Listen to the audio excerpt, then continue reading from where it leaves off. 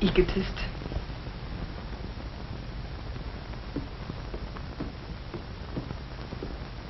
If he thinks I'm going to sit home and cry my eyes out, he's got a door to slam. Well, so have I. I can make my own living just as well as he can make his. He ought to be glad I'm working. Just because he can't stand competition, he wants me to quit. My work isn't important enough. I'm only a woman. But he, the man, is boss. He'd like me to be a slave to the house while some cutie on the paper whispers into his porteries. Look at this mess. The way he throws his clothes around. It wouldn't hurt His Highness a little interest in the house. I'm the one who's married, but he can act as if he were single. He wouldn't dream of wearing a wedding ring, no matter how much I tell him I like it. But I'm as good as he is. I've got a brain of my own, and I intend to make the most of my life, too. Yes, I want a home and kids, but I'm not going to be a fool like Mother, bending over a wash tub all her life while Dad went around as free as air. A woman's place is in the home. Why, His Highness ought to wear side whiskers and carry a gold-headed cane. If he thinks I'm going to obey his every command, he can get right out of my life. And I mean it, right out of my life.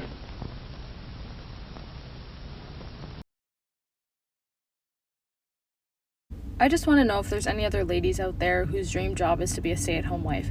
Because honestly, I'm trying to understand the desire to want to be a girl boss or like a breadwinner. Like, do you know how much I would love to just be able to stay at home, raise our children, cook, bake some cute little muffins or something, buy some throw pillows, make sure the house stays nice and organized, do those like nice little fridge organizations like we see on the TikTok videos. Like, that is what I would love to do. Like, my dream career would be to be a stay-at-home wife and mother and taking care of the family.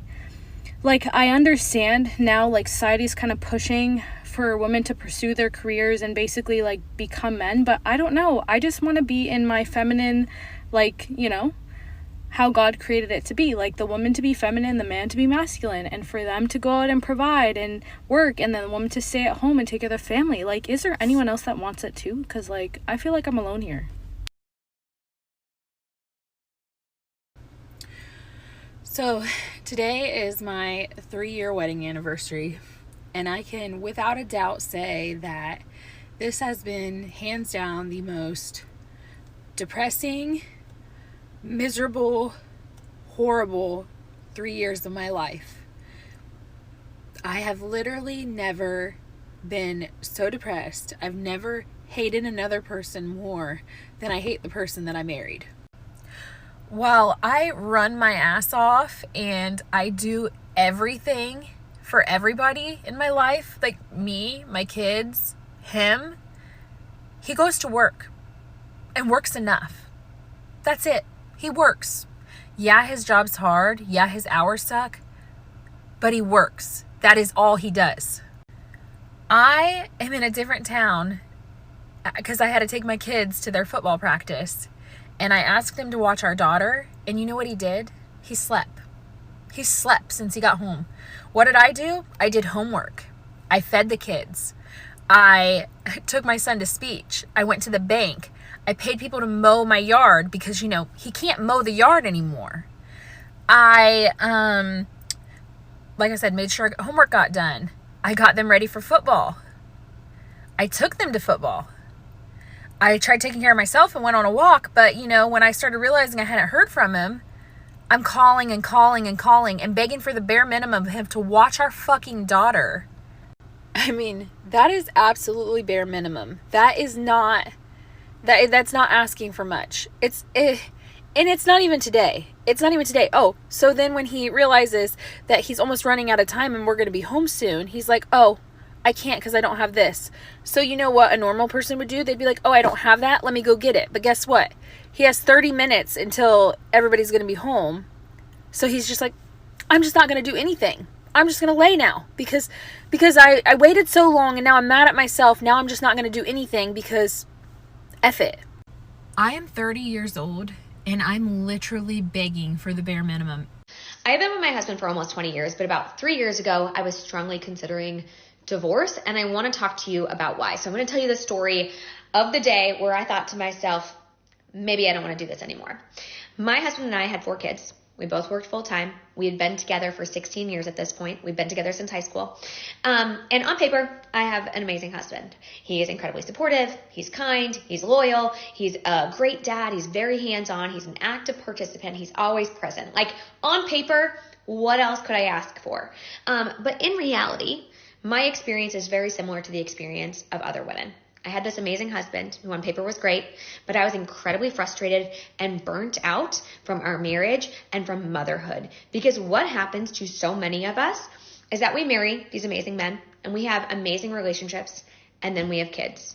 And when we have kids, women tend to carry a disproportionate amount of the work in the home, the work of raising kids, and the mental load. And that is exactly what happened to us. About 3 months after my 4th baby was born, I remember looking at my husband and saying, I need more. I need you to do more. I am exhausted. I am in charge of everyone and everything in this house. Every night when we cook dinner, you ask me what to make. Every day when you drop off the kids at daycare, you ask me what they need in their backpacks. I am the project manager of this home and I need you to do more. And he looked at me and he said, okay, just tell me what to do. Right? Every woman has heard this. Just tell me what to do and I'll do it. And I said, okay, something that would make my life easier is if in the mornings when I came downstairs with the 4 kids, because I do mornings by myself, the dishwasher was emptied, the dishes were put away, and the trash was taken out. That would make my life so much easier because when I've got the 4 kids running around and the baby crying, I can't be looking for their favorite water bottle in the dishwasher. I just need to know it's clean. And he said, yeah, of course. What? Yeah, I'll do that. That's no problem. And so, of course, he does it. But then I have to remind him, and then he forgets, and then I have to remind him again. And there was this one morning where I woke up, and I went to put something in the trash, and it was overflowing. And I went to get my son's water bottle, and it was in the dishwasher with all of the other clean dishes. And I felt so disrespected and unseen and unvalued at that point in time. And I remember texting my husband being like, what happened? Like, why didn't you do this? And he said, sorry, I was running late for work. And I remember thinking, oh my God, he doesn't see me. Because what he's done has now made me late for work. And he doesn't care about that. He doesn't care about the impact on me. And he doesn't see how every single thing in our home happens because I ask him to do it, or because I do it myself, or because I planned and organized it. The diaper bag is full because I filled it, right? I put the wipes in there. And I felt so frustrated. And I remember thinking, what's the point? What's the point of doing this with someone else? I might as well just do it alone. And it's not because my husband didn't love me or he did anything to me. And it's not because I didn't love him, but because I felt so taken advantage of in our relationship. And this dynamic, it doesn't happen by accident, right? It's not like my husband did it to me, but we've been raised in this society that tells men and women who they should be in marriages and what it looks like to be a good mom versus a good dad. And we know the bar for moms is way up here and the bar for dads is way down here. And we fell into these norms. We fell into these roles in our family, despite the fact that we never wanted to. And I'm lucky, and I say lucky because I have a partner who I know loves me and wants me to be happy and was willing and able to change. And so we did the work to figure out what equity looked like in our relationship. And I can tell you now, 3 years later, that we are happier than ever. Our kids are thriving. Our home runs like a well-oiled machine. And that took a lot of work. I want to say it took like 18 months to get there. Women make it such a big deal that they have to cook and clean for their husbands because that's so degrading and they're so above that. Yet the maids or nannies or cleaners that they hire, that they'll pay pennies on the dollar for to do that, that's okay. That's feminism for you. Less than minimum wage those ladies make. That's feminism for you. They will يتكبروا على cooking for their husband and their children. The food that is their sustenance, that's going to keep them going, should be made out of love. I cannot explain to you how اللقمة من إيد أمي, bro, ما بتسوى الدنيا. It just بتسوى الدنيا, sorry. Like nothing is worth that. And you are acting all high and mighty and above that, like you're doing God's good work, But you'll pay a girl who left her family to come pay her crumbs for her to barely live on it and send it back to her. That's feminism for you, by the way. This is why I say I'm anti-feminism, because that's literally what feminism is, in a nutshell. And fight me all you want in the comments. I'll give you a million other examples why I'm against feminism. How many hours do you work, Eric? 60 hours a week. 60 hours a week. And how many hours do you work at home? The same. More. All day, all night. Really? And then you woke up and realised you were dreaming, you mean? Well, my day doesn't end sometimes. What do you mean your day don't end? It don't bloody begin. You spent time on the phone. Mm-hmm. You spent time just walking around the house, up and down. You spent time walking back and forth from a dining table with your kids. I don't know what you do with your hours. But I tell you one thing as a woman, if my husband's working, I do want to make sure that I'm doing what I should be doing at home. And then now I'm making you think about that because this is the first time I've seen you become emotional because it's the first time you've even had to sit and think about your actions. You're right.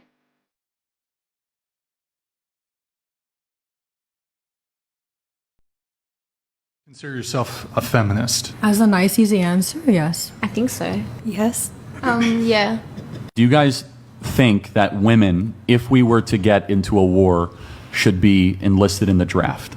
No. I don't really have like an opinion on it. Like, I feel like if it happens, it happens. If it doesn't, it doesn't. I don't think women should be drafted because at the end of the day, it wouldn't really help the war in any much way. Like you said, the drone. Whoa, that's a really sexist statement of you to make. No, because like I'm making frontline physical, you know what I mean? Yeah. Whereas if you're saying, oh, should they have a place in the war? Yeah, I feel like if a woman wants to be able to be in the war. We're talking about force though, right? Yeah, no force. So then for those of you that said you were feminists, do you see any inconsistency between saying that you want equality, but you're cool with sending men to run into machine guns to protect your society? Does anyone wrestle with that? How do you reconcile that? Yeah.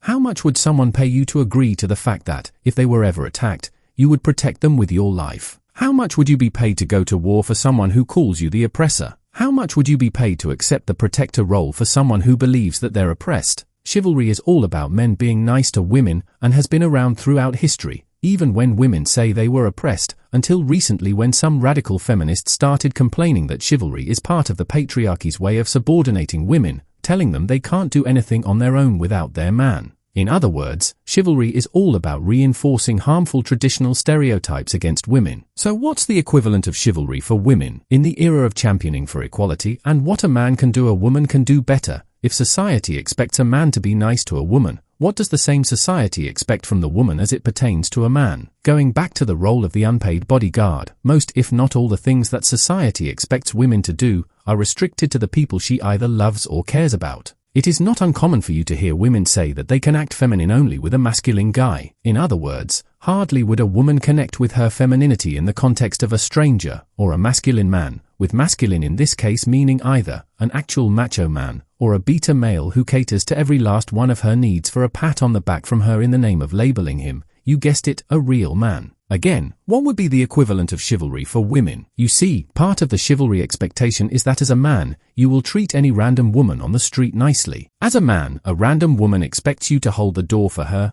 pull a chair for her, lift heavy stuff for her, walk on the side of the road if you're walking together. Why? Because her life is outside, yours is inside. So in the event of an accident, this equally strong and independent woman is more susceptible to death. If you're in an emergency situation and there's a woman, the general rule is you try delay your death long enough so that she can get away from danger. Men's protective role is not restricted to the women in their lives. That is, mothers, wives, daughters, or sisters. It also includes strangers. Again, what's the equivalent of chivalry for women? You see, while women expect nice and masculinity from men, they also believe that men should work to bring out their femininity. A woman deserves nice from a man, and she expects a man to work for nice from her. Ever heard a woman say they were raised to respect men? How many times have you heard men say they were raised to respect women? The feminist movement is one of the biggest reasons for the divorce rate, because women have become so masculine. Woman gets in her masculine energy. A lot of times she'll be disrespectful to her husband. And men don't do well with disrespect. There's surveys that say that 80% of men say they would rather be alone and unloved than to be disrespected. And see, the feminist movement has taken it so far over the years to, it's not just equal rights anymore. Now it's men are being diminished and devalued and demoralized. What do we need men for? We don't need men. We can buy our own cars and we can vote. We can make our own money, run our own businesses. We can even have babies without men. And that makes men feel awful. A man doesn't feel he has anything to contribute to that woman's life. He's got to move on down the road. Men who desire and focus on keeping the peace at the expense of keeping the respect are always going to lose that woman. What I'm suggesting is you let it be known that this behavior is something you're uncomfortable with, and you let it be known. And now if she continues to break that boundary after you've communicated it again and again and again, you don't keep repeating yourself. You remove yourself. Instead of repeating yourself and like holding her by the throat and trying to get her to understand and respect you, you simply respect yourself and you leave. And if she sees that you can't respect yourself enough and you can't leave her, you've already lost her. She knows you're not going anywhere. You ever heard that respect is earned, not given, especially from women? So does earning as opposed to being entitled to respect hold true for both men and women? Between men and women, who slaves for the other? If men started to investigate their unpaid roles, as well as seeking reimbursement from the beneficiaries of these roles, whether direct or indirect, where exactly would they start? Once Psychology Today published an article titled Women as Nigger, with the goal being parallels between the oppression of the black community, most notably under slavery, to the oppression of women. Men took the villain role, like they do in most stories involving women, being referred to as masters, slave holders, and the oppressors. Congresswoman Shirley Chisholm's assertion that she faced more oppression as a woman than as a black person really pushed the narrative. For the first time, the House will have a black woman member, Shirley Chisholm, from the sometimes explosive Bedford-Stuyvesant area of Brooklyn. Shirley Chisholm was a children's educator from Brooklyn. Her opponent for Congress that year was the somewhat idiosyncratic civil rights leader James Farmer, who was really famous at the time. He ran on the Liberal Party ticket. He got the backing of the Republican Party. But on Election Day, it was the Democratic candidate, Shirley Chisholm, who beat the odds. She won her Brooklyn district 2-1. It was an historic win. But given everything else going on at the time, getting people to pay attention to the historic nature of Shirley Chisholm's win, it wasn't easy. In the 12th Congressional District of New York last fall, a school teacher named Mrs. Shirley Chisholm was elected to Congress. The 12th District is the Bedford-Stuyvesant area of Brooklyn, a solid concrete urban slum. Last week, Mrs. Chisholm was given her congressional committee assignments by the House leadership. To her utter surprise, she was placed on agriculture subcommittees dealing with forestry and rural development. She complained. She complained. One of the first things Shirley Chisholm did when she got to Congress was to complain, was to speak out against her ridiculous committee assignment and against the leaders of her party in Congress who had given her that assignment. Learned that I was going to be placed on the Agricultural Committee when I went back home over the weekend. The people were surprised because they said, Shirley, hogs don't, we don't grow hogs in the district, and we certainly don't have cotton fields. How'd you get on that committee? People... It's only natural that people are going to, if they elect you to be their representative, that they're going to hope that you can function in an area that would help them. How do you feel being the first black woman, in the House of Representatives? I have mixed feelings. First of all, I'm very glad to have been able to make history in this country by being the first black woman. And boys and girls, as far as I'm concerned, actually, it's overdue. There's so many things in the Congress I would like to change. I think the thing that I'd like to change more than anything else is the seniority system. The destiny of this country, which is primarily a young country, primarily peopled by younger people as a whole, is in the hands of about 15 men. 90% of them are from the South. The country is ruled by a group of old men that make up the Southern oligarchy. That's why this country is as it is. I see myself as a potential reconciler on the American scene. Time will tell whether or not this will be so. When Shirley Chisholm retired after 14 years in Congress, she was asked how she would like to be remembered. She responded that she did not want to go down in history as the nation's first black congresswoman. Rather, she said, quote, I'd like them to say that Shirley Chisholm had guts. That's how I'd like to be remembered. After Shirley Chisholm's death in 2005, Congress commissioned a portrait of her. That's an honor typically reserved only for party leadership. But Fighting Shirley is still there in the halls of Congress, keeping an eye out. And now, over the past few weeks, members of Congress's new freshman class, the most diverse freshman class Congress has ever seen, they've been arriving at the Capitol, and they've been doing their orientation, and they've been setting up their staffs and their offices. And you know who keeps popping up these last couple of weeks? Yeah, thank God they put up that portrait. Because with Democrats picking up 40 new seats and sending Washington the most diverse and most female Congress ever, the past few weeks have been a time to remember and to honor the fact that Shirley Chisholm had guts. Coming up, we will have interviews with two new. Obviously, the outcomes of the civil rights movement in 1945 were extended to women by 1967. Interestingly, very few people, if any, realized that anyone could make a case for either sex being the slave of the other. Let's make those parallels between black slaves and men.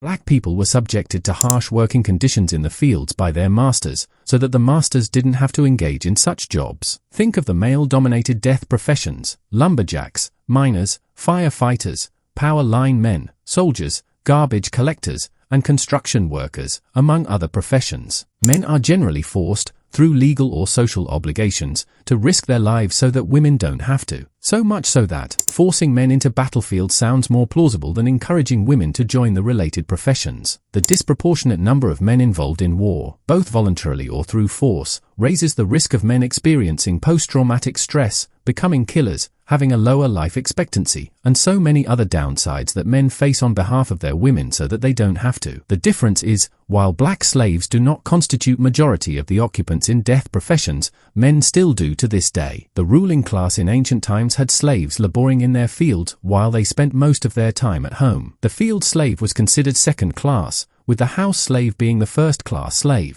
Women are the only slave-like group that has an oppressor in the name of a father and a husband busting their ass to make sure that their needs are catered for. Black heads of households have on average a lower net worth than their white counterparts, the same being true for men who head households having a lower net worth than their female counterparts. Slaves were separated from their families, especially their children, which is the same with what happens in majority of family courts today. Women, based purely on their biology and nothing more, are not only told by society and courts, but they also believe that they're entitled to their offspring, including terminating their lives if they feel like it and get away with it. For men, fathers are supposed to fight for their children, and when the potential mother decides he won't become a father, no matter how hard he fights, he doesn't get to be a father. In similar fashion, if he doesn't want to parent and she does, no matter how hard he fights, no matter where he goes, her biology becomes his destiny, without the same amount of control she has over her biology. Just like the slave master decided whether or not slaves got to associate with their offspring, so do women do with men. Feminists always argue that marriage is an example of slavery for women. The question then becomes, why is it that women consistently fantasize about walking down the aisle? Why is it that women still offer ultimatums to men? So, are all these women fantasizing and forcing themselves into slavery? The women who suggest that marriage is slavery for women mean that the oppressed fantasize about being enslaved. If women are true slaves in marriages and unions, how comes the oppressor works their whole life to meet the needs of the oppressed and their offspring? This being the case even after the oppressed, with the help of the system she claims aids in her oppression,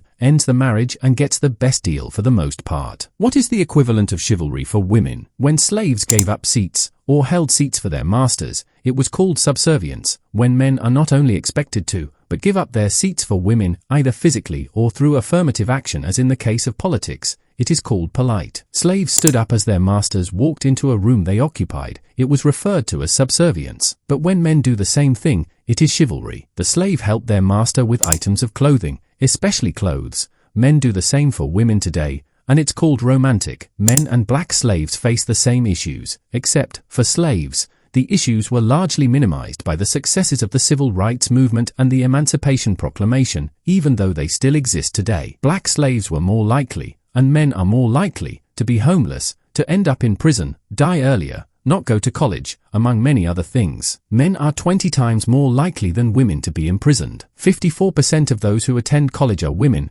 as well as 55% of those who graduate. Quite interesting would be a group that casts more than 50% of the vote seeking to prioritize voting for their oppressors, as opposed to putting their own in leadership positions. Question: does power fall with the one in office, or the one who puts the one in office there? Women say that the fact that they were not allowed to vote is a source of oppression and slavery. Since women can vote now, do all women vote? Women are the only oppressed group that own more luxury goods than the oppressor, the only group whose unpaid labor funds the over $100 billion cosmetics industry, the only oppressed group that spends more on high-end fashion than the oppressor, and the only group that watches more television than the oppressor in every category. Accepting that what was done to black people was wrong has facilitated the establishment of affirmative action programs and policies to kinda reduce the adverse effects of slavery. The perception of men as the ones in power and those responsible for the oppressed makes societies less sympathetic towards the plight of men. The belief that women were oppressed informed extending the privileges afforded to black people to women, which feminists say they worked hard for. Both sexes have made themselves slaves to the other in a whole host of ways, and as such, neither class could accurately call themselves the oppressed. However, feminists managed to convince societies that women are the oppressed,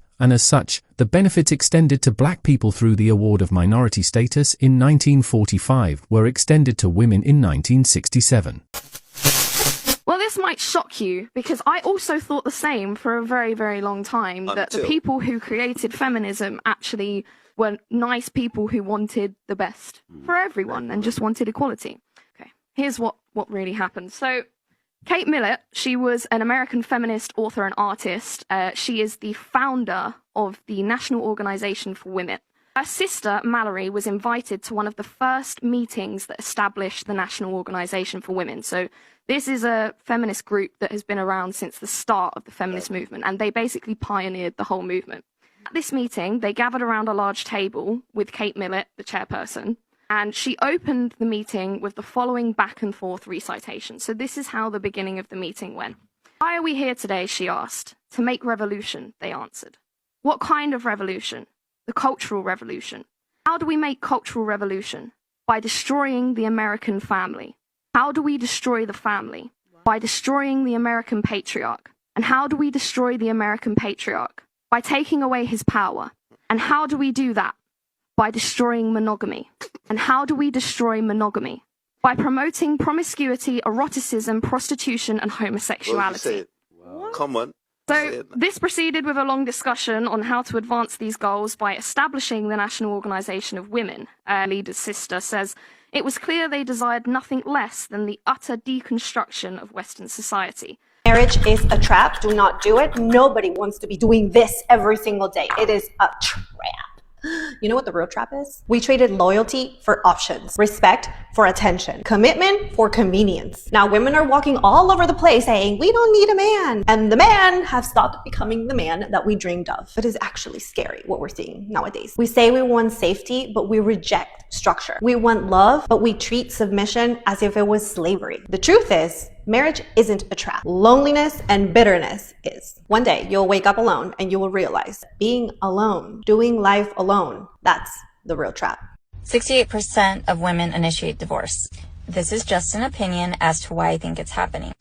What men want has not changed.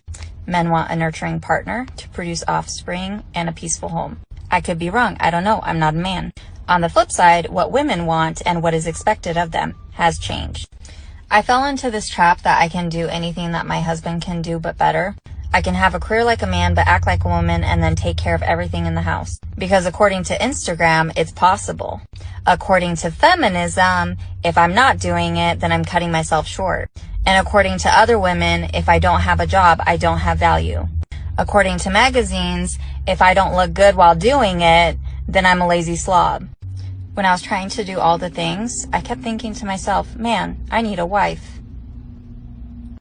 So I ended my toxic relationship with feminism. I think I would have been the perfect poster child of feminism. I was raised by a single mother. I went to college. I got my degree in statistics, which is a male-dominated field. Right. I got my job at Visa, and at the age of 24, I bought my home in the Bay Area, which is an expensive market to purchase a home in. It just proves to you that I worked After I bought my home, I proceeded to remodel the home with my own 2 hands using YouTube tutorials. So like literally, I did not need a man. I did the manly work. I scraped a popcorn ceiling. I put in a full laminate floor. I learned how to use a table saw and not cut off all 10 fingers. I proved that I can live this life without a man, and I'm telling you, it is not fulfilling. Because at the end of the day, I was sitting in an empty home, absolutely miserable that I was alone. So I need a man to fulfill my greatest potential in life, which is to become a mother.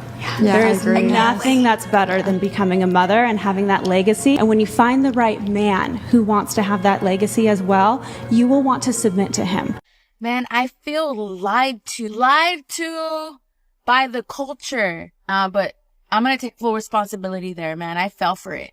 I fell for the boss bitch, the like, I could do everything by myself, that hyper independent bullshit. And I'm 31 now. And I still don't have kids. I still don't have a family. And so many women around her age are reevaluating their lives, reevaluating what the hell they were focused on for the last 10 or 15 years, and are realizing that they probably want to change everything. And to me, it's heartbreaking because these women, they really were lied to. The feminist marketing machine of the last 30 years was insane, and not leaning into it, that's a Sheryl Sandberg joke, I am a woman, was considered the weird and non-traditional path. If you didn't do that, you were considered the black sheep. In the comments of that video, one person said the 30s will do that. It's like a switch gets flipped. Family over everything. But the sad thing is, that used to just be the norm. From the beginning, from your childhood, family was everything. That is where you put your priorities. Now, it's like you have to mature and age into realizing that that is what is most important, which is very sad. Another person said, this is how we will heal our society. Glad to see more women waking up. Another girl said, I'm glad I'm realizing this at 26. I think she's meaning to say I still have a lot of time. Hopefully God puts that good man in my path. Another woman said, yes, I blame Beyonce. Independent woman song, the programming started in high school. I mean, that could be just a whole other episode and going through all the cultural icons and the entertainment that furthered this idea that women do not need anything or anyone except their career and themselves to be happy. Now, around the same time that I saw that TikTok back in December, I was sent this story. 38-year-old woman decides that she wants a baby and claims that she has been betrayed by feminism. And on Twitter, this got 8.8 million views, and the comments were lit up. So this article is about a woman who did a video for Fox, that's what the screen grabs are from, and she got very vulnerable about her life and her choices and all of it, but she was brought on to Fox because of an open letter that she wrote for Business Insider